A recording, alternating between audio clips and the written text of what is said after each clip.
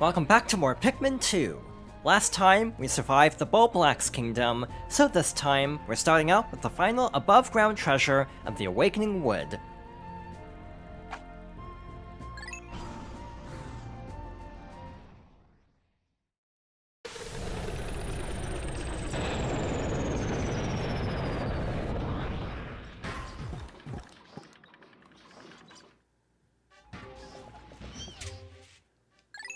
At this point, we can actually tackle any of the areas in whatever order we want. But I like to stick with the Awakening Wood because, well, for one thing, we have very little left here to do, and also, enemies will start to respawn after a few days. So, the few things we have left to do here would be a lot tougher the longer we wait. We've actually been to the Perplexing Pool relatively recently, so we should be fine there, and also we didn't really get very far in the Valley of Repose anyway, so there aren't exactly that many enemies for there to respawn. Also, I'm pretty sure more enemies start to appear on later days, like I want to say Sheargrubs appear here and start to dismantle this bridge. So yeah, basically the longer you wait, the tougher some treasures are to reach, because you have to like recomplete bridges and defeat enemies again. So yeah, it's, in my opinion, better to just stick with one area at a time and try to clear it out to the best of your ability. So over here we have a yellow Wollywog, tons of water, and 2 bridges. One bridge has poison generators next to it, so we'll need the white Pikmin to build that one. And this first bridge is past water, so we need the blue Pikmin for this.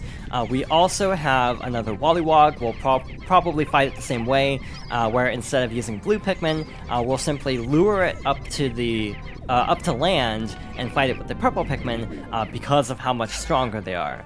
It's not like it's impossible to fight Wollywogs with blue Pikmin, it just requires timing, so you don't actually throw a Pikmin in such a way that it will get crushed when it jumps. But again, having played Pikmin 1 as much as I have, I almost feel like if I have an opportunity to defeat a Wollywog more easily, I will definitely take that opportunity.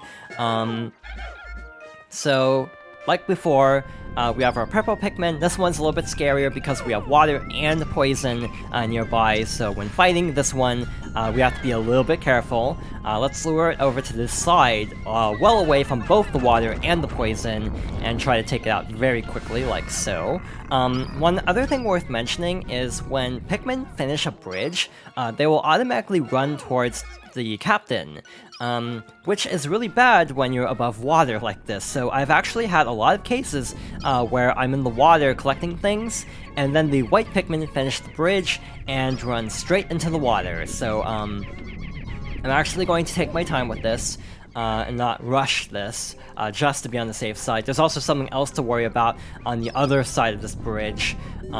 So as Louis, since he's closer, first of all we have to destroy the poison, and then with Louis by himself, we are going to head over to this wall and see what's behind it.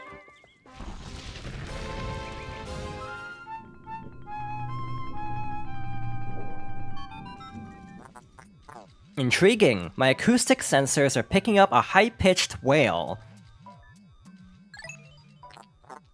It seems to emanate from the area near this gigantic stump. This large root must penetrate deep beneath the planet's surface. Fascinating.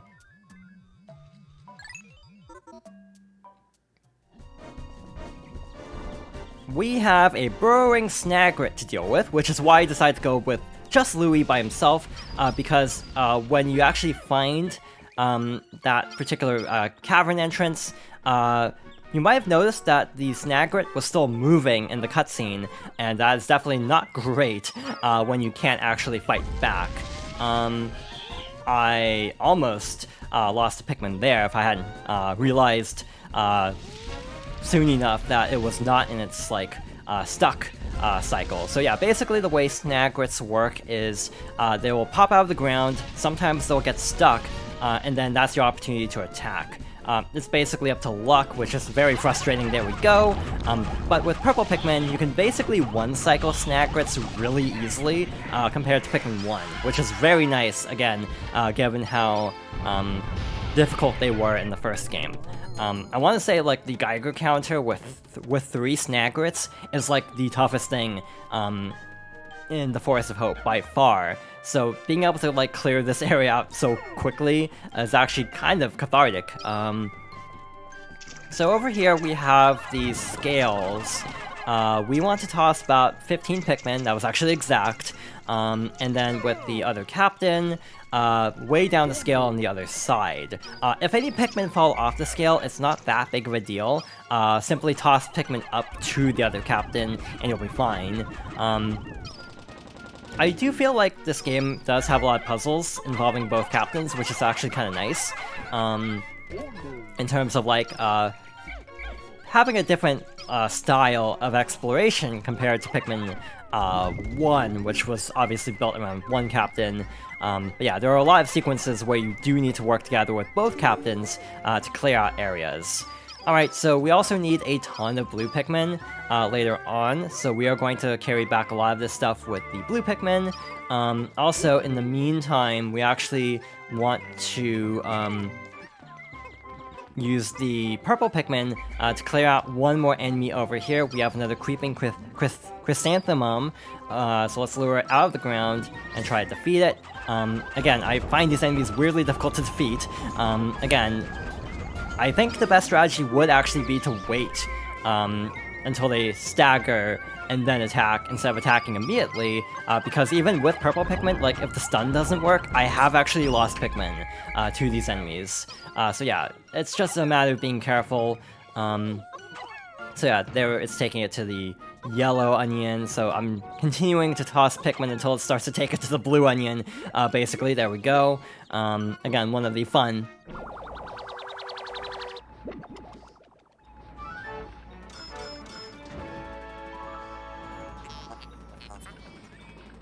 and we have the air brake for 100 Pokos.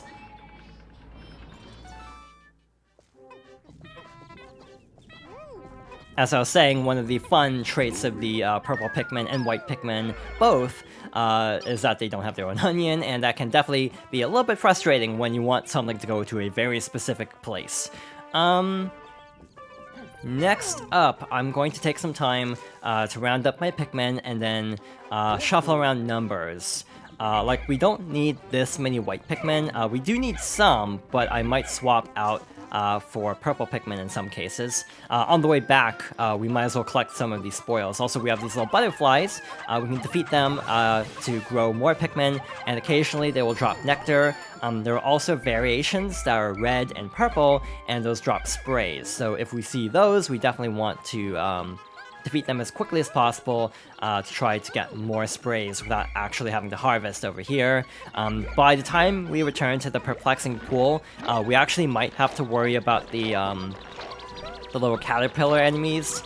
They might have respawned, so that'll make things interesting next time when we return there. But that's a problem for another time. We're here, we might as well try to get some more flower Pikmin, especially because we don't choose which Pikmin go back into the onion, so we don't know which ones are going to be like flower Pikmin and which ones are going to be leaf. So we're going to have a full squad of flower Pikmin just in case. The luck of the draw is not kind to us in terms of which Pikmin actually go back. Alright, so we're going to put away probably, like, yeah, maybe 10 of the white Pikmin, and then take out 20 yellow Pikmin, and then we're going to explore that cavern we discovered. Hypothetically, I didn't plan this well. If we didn't drop down with both captains, one thing you could do is actually toss the Pikmin up to the ledge, and then basically rendezvous there.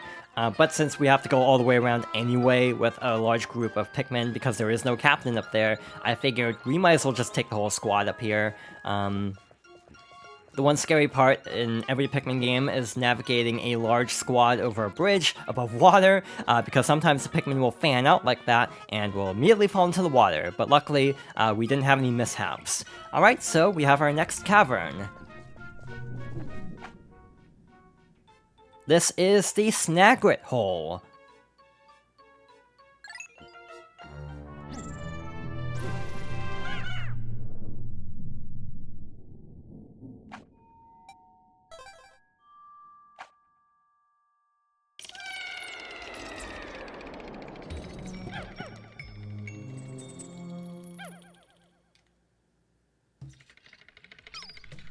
Sometimes I feel like I've been overhyping the difficulty of this game because I keep saying things like, this is when the game starts to get really scary and things like that. And so far we've actually breezed past most of the major challenges. But for real this time, and I do mean it every time, but especially now, this is when the game starts to actually get a lot scarier. We have an orange ball orb over here. I'm actually intentionally waking it up, so it'll go back to its sleeping spot, but facing away from me. Meaning we have a little bit more of an opening to deal damage before it turns around to try to eat all the Pikmin. Fighting this enemy on a slope is also not my favorite thing in the world because it makes it harder to stun. I say as I immediately stun it, so never mind. Also, with the purple Pikmin, we're going to explore this route here. This is actually a really cool sub-level, I think, because it's very different, like with this tree route that goes all the way up here to this, like, this area. So it looks like the way is clear, so we're going to swap over to the white Pikmin and then carry everything back. Again, one of the worst things that can happen in Pikmin is if you don't know there's a sheer grub, and then your numbers start depleting, and you're like, wait a minute, why am I losing Pikmin? And then you see what's happening, it's like, oh, I forgot one, and I'm losing my entire squad, so that's always a great feeling. We also have this feather up here.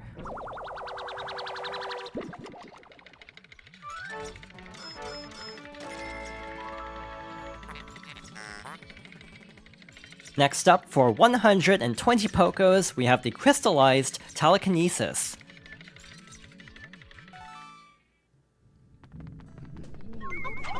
I always thought that particular treasure was really graphically impressive because of the way, like, you can actually see the Pikmin reflecting in it. It always seemed really cool, especially I think on GameCube. It actually still seems pretty cool.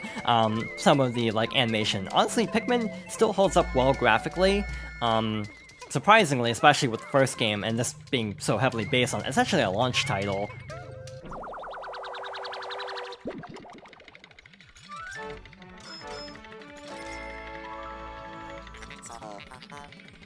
And this is the Leviathan Feather for 10 Pokos.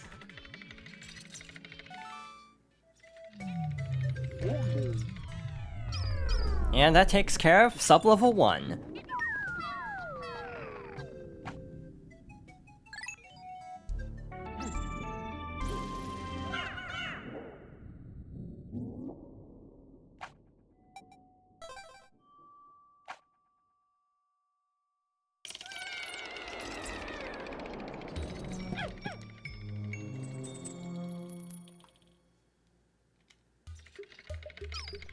We actually have a very well-lit sub-level for once, but this one is actually extremely variable. I've had extremely good patterns for this sub-level, and I've had extremely bad patterns, so let's see which one it is. And simultaneously, the cool thing and annoying thing about Pikmin 2 is the sort of randomness of it. I actually realized that might be part of the reason why I keep calling caverns dungeons, because I keep thinking of, like, Mystery Dungeon with that game's randomized levels. So the reason why this particular sub-level can be really annoying is these little bridges. Sometimes major areas are behind these bridges, and it can actually be very difficult to navigate an entire squad over these without drowning. So yeah, luckily it looks like the main path is actually not behind one of these little bridges. It was just Nectar, which we actually don't really need. So yeah, that actually worked out very well. Again, I've had cases where I've had to, like, carefully throw purple Pikmin across, like, these areas, and it's just kind of a nightmare to get through. But again, luckily, this isn't too bad. We have a creeping chrysanthemum over here, so let's fight it again. Let's actually fight it more of the intended way, trying to intentionally get it to attack. And then, once it basically hits itself, try try to stun it like so when it's actually on the ground. That's way more efficient and a lot less scary than how I usually fight these, and I definitely should fight it like that in the future if we see more. Again, I'm breaking every egg just in the off chance that there's a bitter spray. Again, we're actually pretty much set for spicy sprays. Bitter sprays are the problem. We need like a lot. I've actually been trying to crunch numbers on how many we actually need, and the number is kind of absurd. It is not wanting to attack, I guess, so we'll just attack instead. Its back is turned at least, so that makes it a little bit less scary in terms of attacking it directly. But yeah, basically, I'm trying to figure out how many I need from this point on, and the number I'm kind of hovering around is like 9, which is actually a lot. Again, if we can get some bitter sprays from the eggs, that'll save us a lot of grief, but if we actually have to stop and collect all of the sprays manually, that will definitely take more time and might throw off some of my plans for how to actually route each area. Hopefully it doesn't, hopefully that's not necessary, and hopefully we'll be able to like get enough of the bitter sprays just by going through the caverns and breaking eggs whenever we see them. But if not, it'll be fine. It just might slow some things down. I've even thought about, like, if we end up getting to a very specific point in the game and don't have enough, I actually wonder if I should deliberately dedicate, like, an off-screen day just to farm berries in the perplexing pool. I've actually thought about this because that might be necessary to get through this without losing Pikmin, specifically.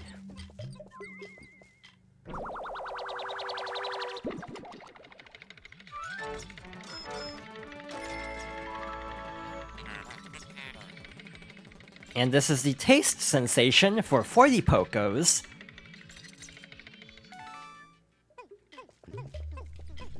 Like, it's worth mentioning that I keep talking about all these strategies, like needing this amount of sprays and all this, but like, at the end of the day, this is only really necessary, in my opinion, for like deathless runs. Otherwise, it doesn't really matter.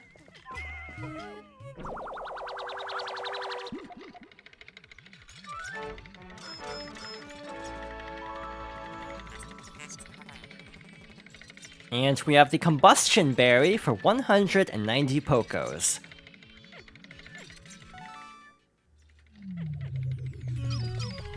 I mean, obviously you don't want to lose Pikmin if you don't have to, but again, this level of cautiousness is definitely because this is a deathless run.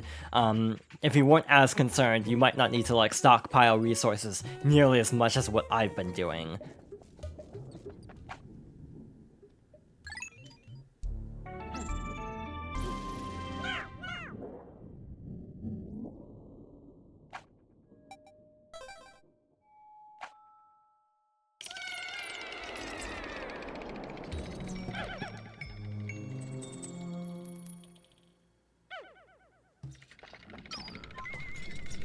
We have another very fun sub-level. We have a swooping snitch bug, and along with that, we have a few other things to worry about. So let's actually scope out the area first of all.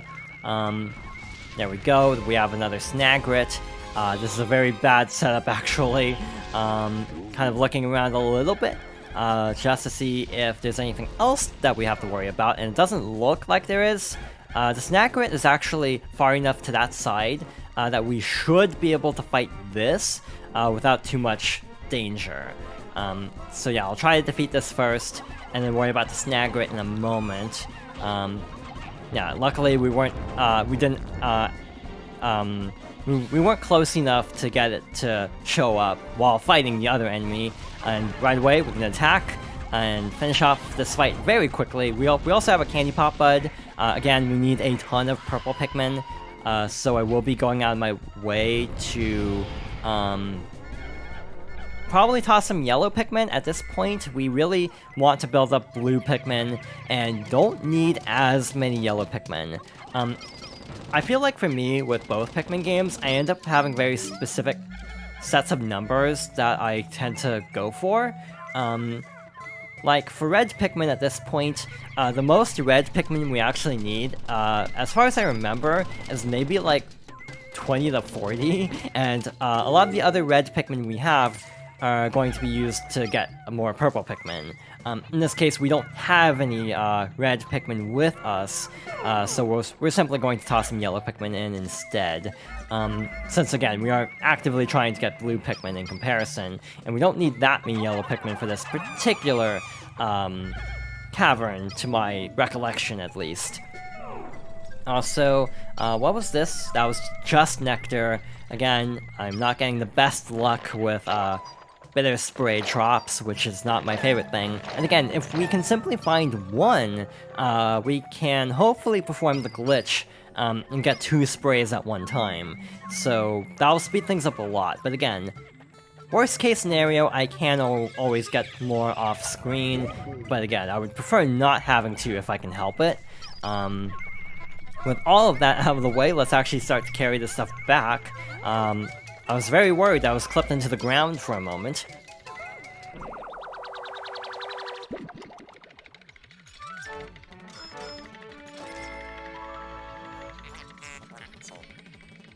And we have the meat satchel for 40 Pokos.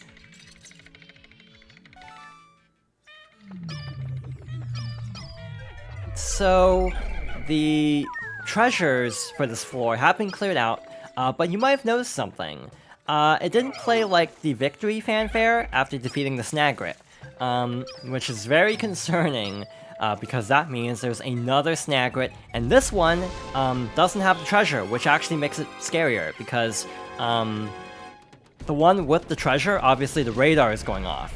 And this one, we have to kind of find on our own, which makes it way worse. Overall, we're getting pretty good luck with the Snagrets getting stuck in the ground. That's definitely helping a lot compared to some runs I've had where they're just determined to like show up immediately and not provide like an opening to attack. So yeah, in general, it is a bit of luck in terms of fighting Snagrets. Sometimes this goes really well, other times it goes really poorly. But yeah, so far it's been leaning more towards the really well side of things, which has actually been really nice. Again, just breaking all the eggs just to be on the safe side. And with that, we are ready to move on.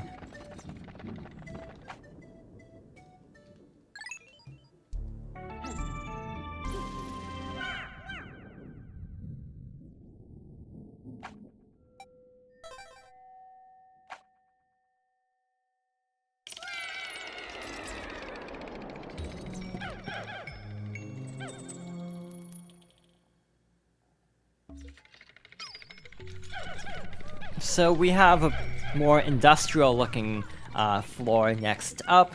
This one's actually scary too, because you have things falling from the ceiling, and they're not always good things like eggs. They're sometimes very scary things. We have some enemies over here. We have a new type of fiery blowhog. I actually don't remember the name of this one, but it has a blue nose, which means it actually will breathe water. Hypothetically, you could use blue Pikmin to fight it, but especially in dungeons, I did it again, in caverns, you actually don't want to fight them with blue Pikmin, because if the blowhog gets a chance to like toss Pikmin off, it can very easily toss Pikmin into the void. So you want to stun it, basically. Yeah, try to stun it as quickly as possible so it doesn't get a chance to toss Pikmin off this, like, platform. It doesn't really make sense, actually, if you think about the actual design of this game, why there are floating platforms above a void, essentially, in an underground passage in the earth. Yeah, it doesn't exactly make sense.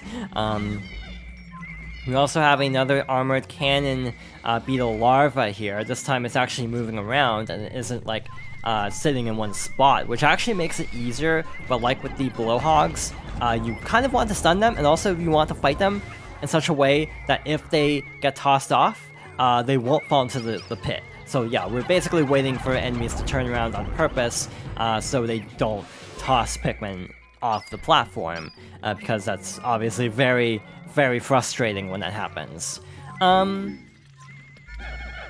So I guess we can start rounding everything up, but we also have a few electricity hazards to deal with. We actually... Oh, there's another one. Hey, remember what I said about things falling from the ceiling? Yeah, well, that can happen. I'm going to do something kind of tricky here. I'm actually going to... I was very scared for a moment because of it actually rolling along this, like, railing along this platform. I was afraid it was going to go straight into the Pikmin crowd. I'm going to leave Louie here on purpose. Yeah, that blocks the boulder.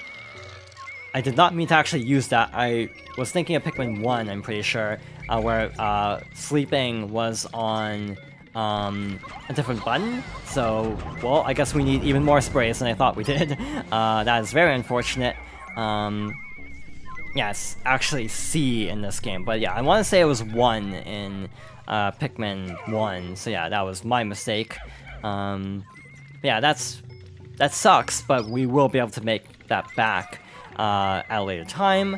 At the end of this day, we'll probably take some time with the plant near the landing site. We'll probably go through and try to build a couple more bitter sprays, and then on the next day at the perplexing pool, we'll dedicate some more time to try to collect even more, and again, hopefully by that point we'll have enough for something very, very scary coming up in the not too distant future.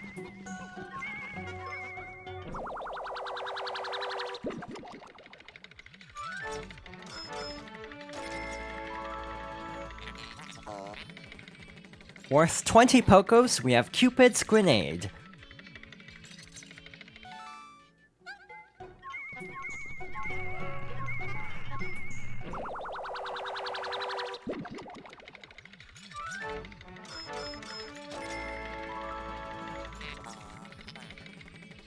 And we have the Heavy Duty Magnetizer for 150 Pokos.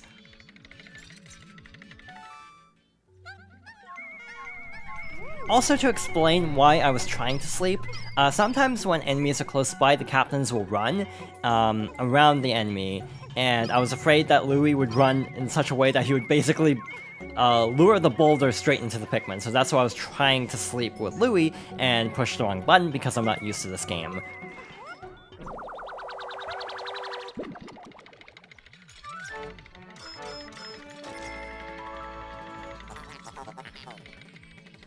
And we have the Crystallized Telepathy for 120 Pokos.